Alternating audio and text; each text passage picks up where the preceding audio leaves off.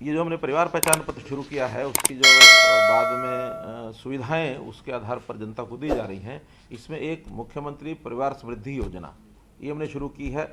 और उसको विधिवत रूप से इस बार अब कैबिनेट में हमने पास कराया है, जिसके अंतर्गत विभिन्न प्रकार की स्कीमें और उनका जो प्रीमियम है, गरीब आदमी अपने पास से दे नहीं सकता, देना नहीं चाहता, ऐसे सब प्रीमियम उसके हरियाणा सरकार वहन करेगी। विशेष तौर पर 5 योजनाओं को चिन्हित किया है। प्रधानमंत्री जीवन ज्योति बीमा योजना, प्रधानमंत्री सड़क सुरक्षा बीमा योजना, प्रधानमंत्री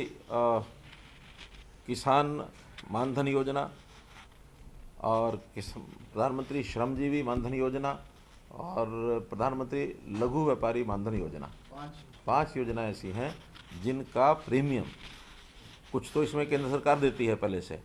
लेकिन बाकी जो बेनिफिशियरी को स्वयं अपने पास से देना होता है, वो जो स्वयं देना होता है वो भी हरियाणा सरकार ने ऑफर किया कि इनके सबके प्रीमियम हरियाणा सरकार देगी, ताकि उस बेनिफिशियरी को, खास करके जो 1,80,000 रुपये तक की इनकम के परिवार हैं, उन सदस्यों को कोई पैसा ना देना पड़े। केवल एक बार उन्होंने अपनी सहमति पत्र देना है कि मैं इस योजना का लाभ उठाना चाहता हूँ, वो बैंक में या CSC में जा करके दे करके आएगा और बाद में उसका प्रीमियम, पहली बार प्रीमियम अपने पास से जमा कराएगा, वो प्रीमियम सरकार उसको वापस रिफंड कर देगी। आगे से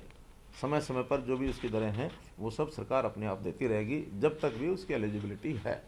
पहली बार इसका जो पहली किस्त जो हमने दी है वो लगभग 3.5 लाख परिवारों को पिछले दिनों में जब आपके सामने से किया था, 3,32,000 परिवार थे, उनको ये पैसा पहली किस्त दे दी गई। यह हरियाणा जनसुविधा परिवर्तन निषेध विधेयक 2022। कई विषय ध्यान में आए हैं कि बहुत पहले समय में जो भी प्राइवेट लैंड है, संस्था की लैंड है, उस लैंड पर कोई भी जो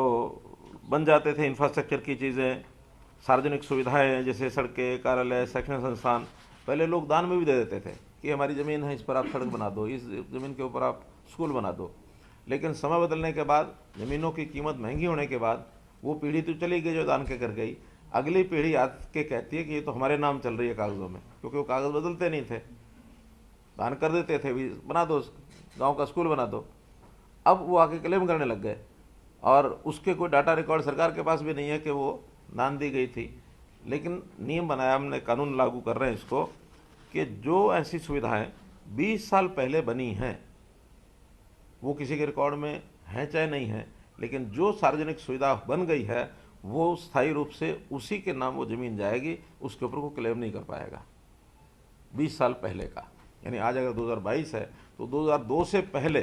कोई चीज़ बन गई है, उसको ना वो तोड़ सकता है, ना वो हटा सकता है, ना कोर्ट में क्लेम कर सकता है, वो सरकार की है या जिस डिपार्टमेंट को, जिस विभाग को सुविधा बना करके उन्होंने दी है वो उसकी है। तो ये एक कानून में